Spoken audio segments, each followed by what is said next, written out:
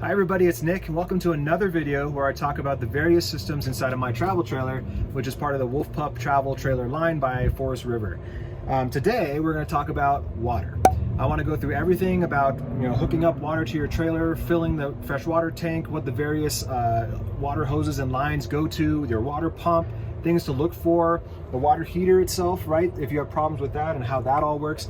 Hopefully all the information you might need to at least get a head start on either understanding your system or troubleshooting should you have a problem out in the field. So let's get started. So here's where all the magic happens when it comes to the water system on your trailer and hooking up to it. Right here is your city water connection and your freshwater fill connection. This is where you would fill the freshwater tank on your trailer, and this is where you connect your water hose from a service connection like a hose spigot or something at a campground or your house or what have you, to pressurize your water system and to have continuous water throughout. In my case, I also have a shower hookups which are right next to it, and we'll talk about where those lines come from inside the trailer when we take a look at that. So I have an elbow that I like to connect into the city water connection, as well as a little shutoff that's kind of in line, and then attached to a quick connect for the rest of my hoses. You can hook a hose straight up to this the normal way if you want, just by putting the hose directly into it, or if you have some sort of shutoff or an elbow or something, you can use that as well. But for me, it's pretty simple. I open this up and I basically thread this in, and then as you get a little bit closer, you can turn this guy to tighten it up, and there's your water connection. And then again, in my case, I have a filter in line with the quick connect on it, and all I do is I basically attach this just like that. Water's done, turn on the hose, come over here and slowly introduce water into the system. Now when it comes to filling the freshwater tank, I actually use this little Camco freshwater tank hose filler thing. It allows you to kind of go into the fill tube a little bit easier and fill the water tank that way. What I also do is I attach this little water meter to it, which is Save a Drop, and I'll link all this in the description down below. And this allows me to sort of read out exactly how much water is I'm putting into the tank, which is pretty handy. So I'm not guessing and letting water gush out all the time. I know this is a 26-gallon tank, so I normally run this to about 25.5 gallons. And that way I know that the tank is full as long as it was empty beforehand. Now, something that some people don't know is that the city water connection here actually has somewhat of a backflow valve. So you can't actually have water come out of the lines, you can only have it go in.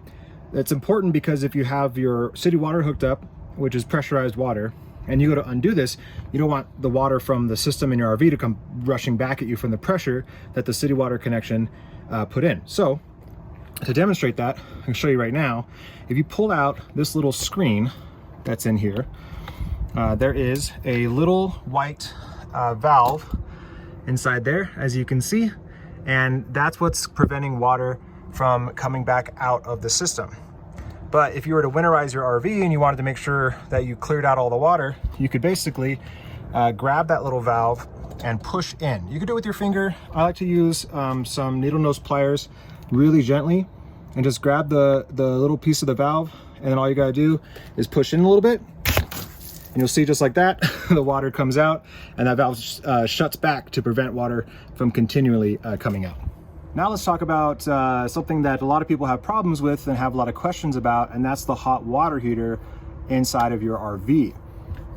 Now in the Wolf Pup travel trailer line, they use the Suburban water heater. There's a lot of different manufacturers and models out there, so I'm only going to talk about this one, but they all pretty much operate very similarly. So the hot water heater is able to run either by electric, so it's able to heat the water by an electric element, which is right here, or it heats up the water from gas, which is through here. Depending on your how you're camping that time determines how you want to heat up the water. So if you're plugged into a campground through shore power, you would use the electrical side of this to heat it up. And if you're dry camping or boondocking, you would be using gas to heat it up. A lot of people like to run both if they're going to be taking showers and they have a few people in the trailer that have to cycle through the shower. They like to run both so that the water heats up faster. You can totally do that.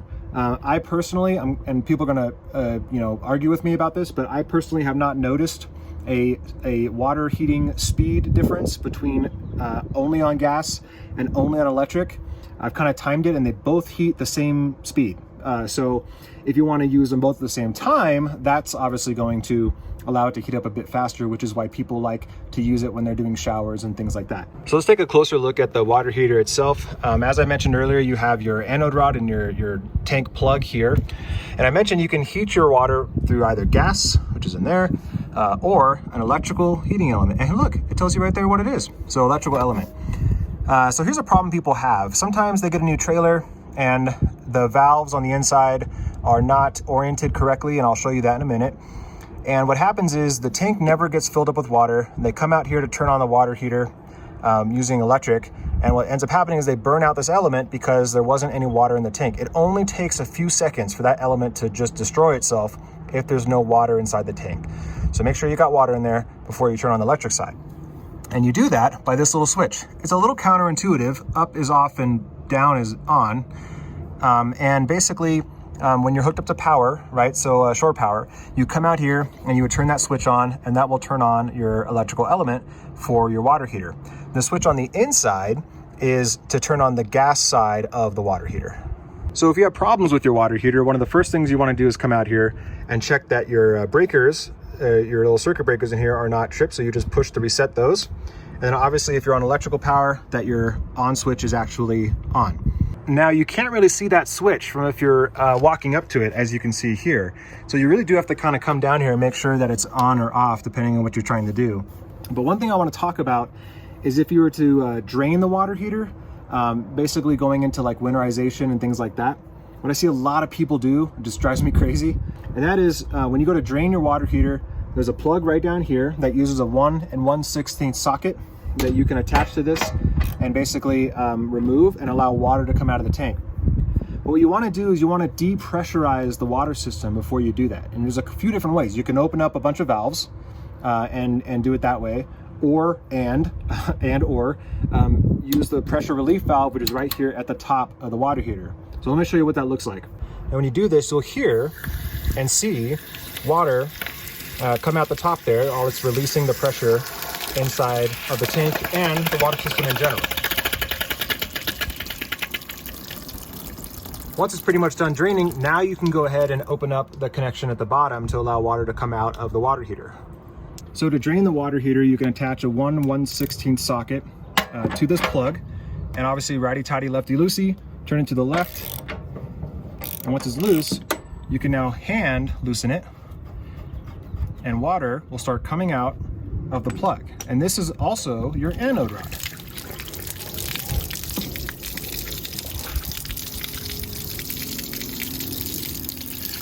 So that's all the water coming out of the water heater. And it should be, again, like I said, about 6 gallons because it was full when I filled the tank.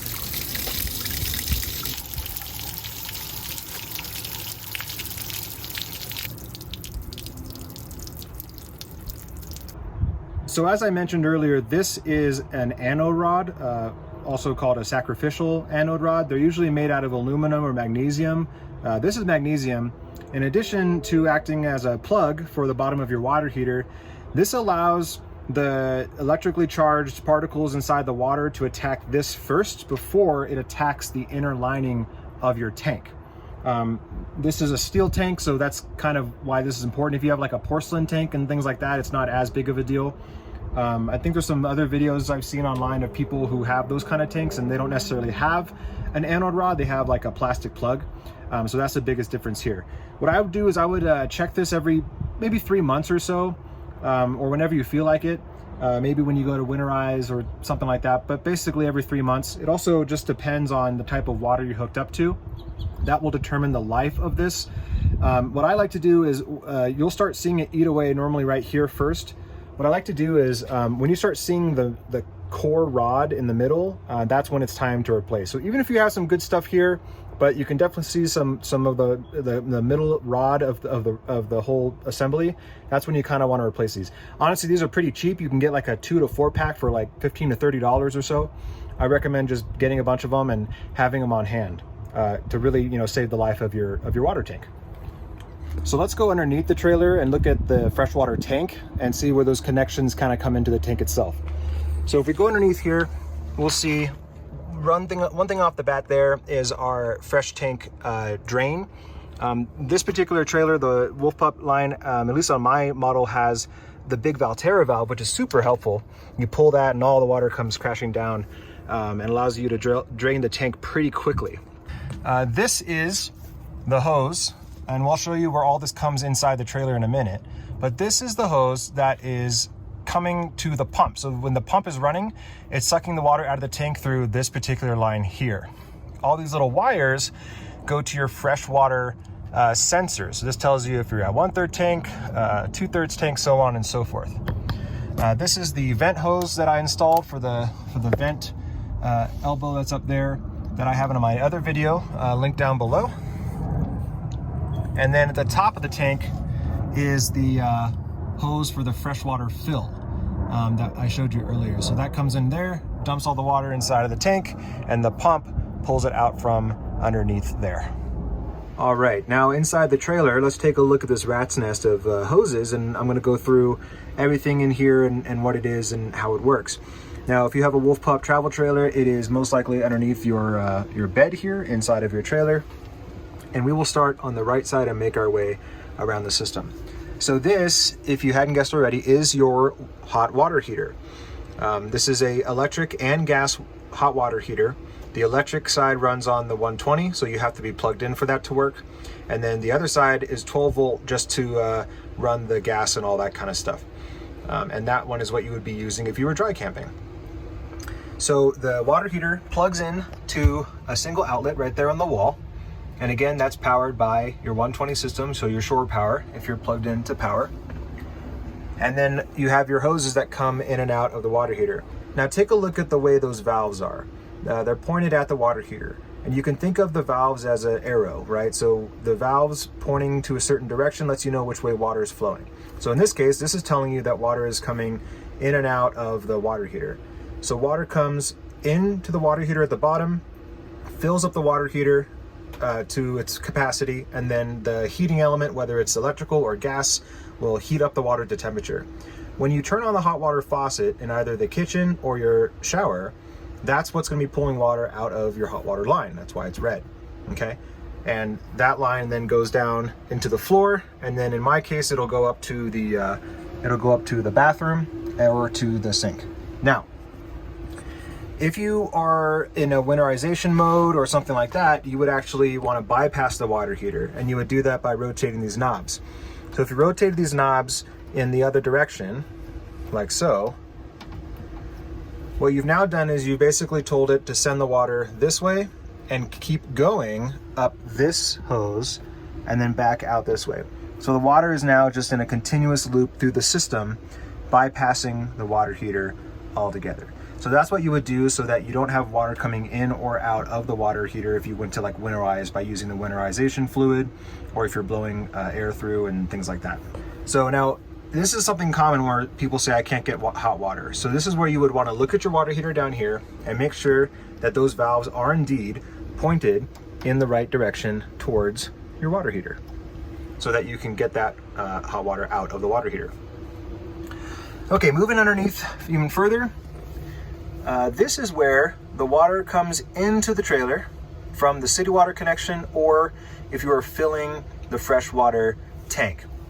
In my case, there's 3 hoses. Now, if you haven't done any modifications to your trailer, you won't have this third hose. Check out the other video in the description down below to where I talk about adding this vent hose for the freshwater tank. So for now, ignore this, and we're gonna focus on this hose and this hose.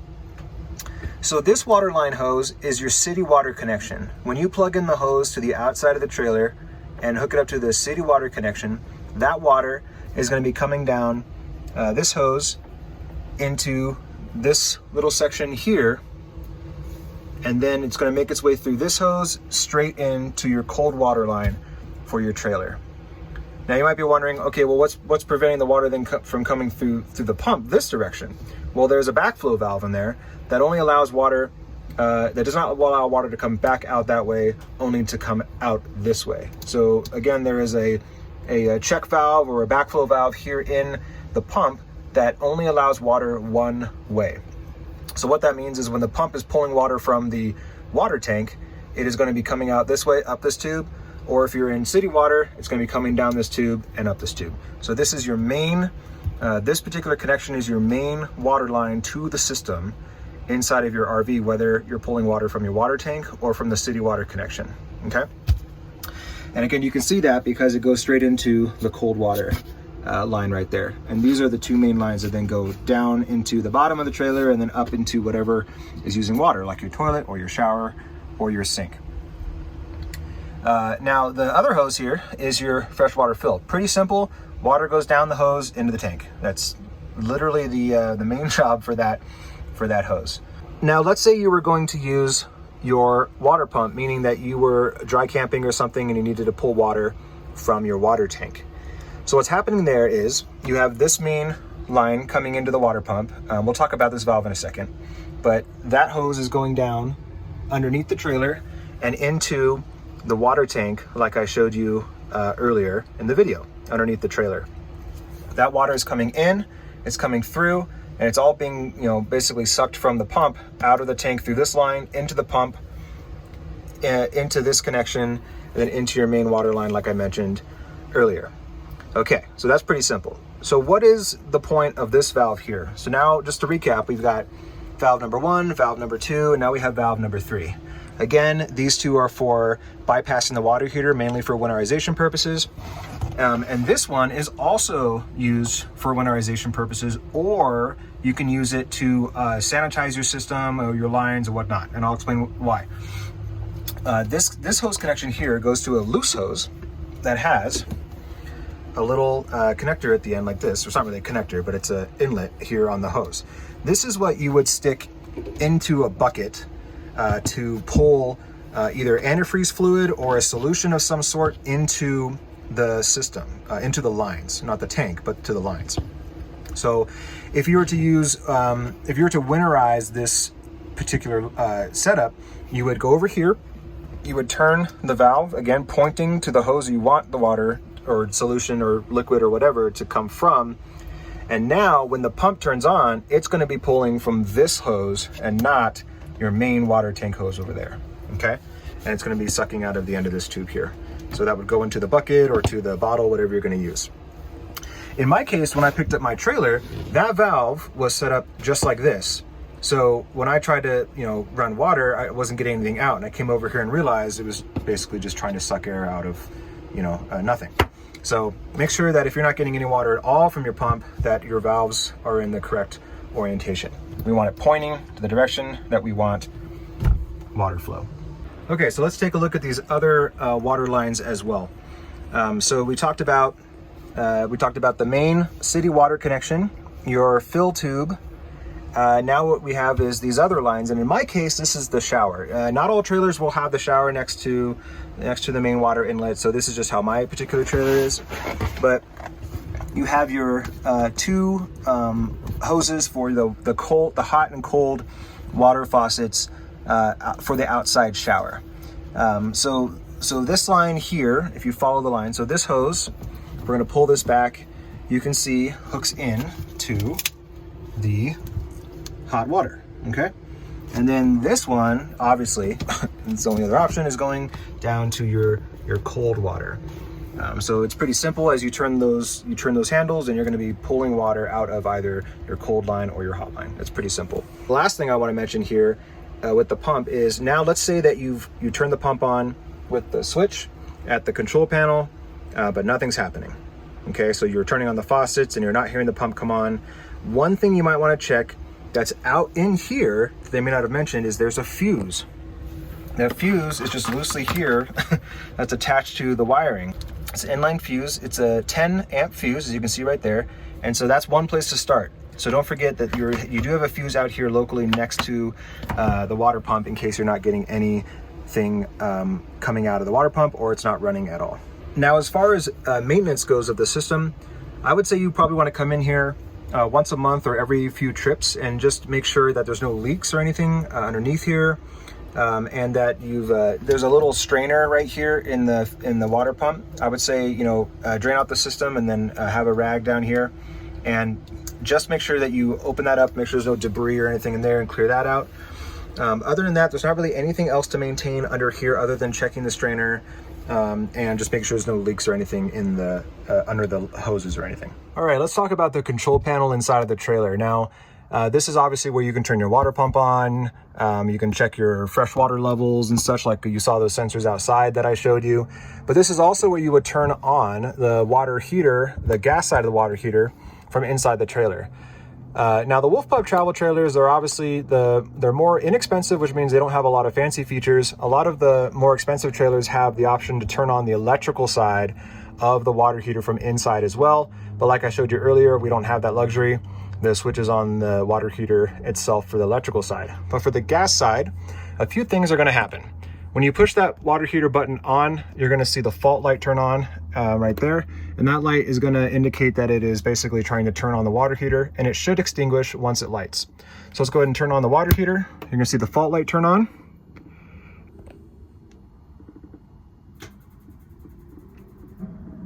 And you'll see that fault light turn off, which means that the water heater is successfully lit. The gas was ignited and is now heating your water. And if you want to turn off the water heater, pretty simple, just flip the switch off, and that'll kill the flames and everything out of the water heater right away.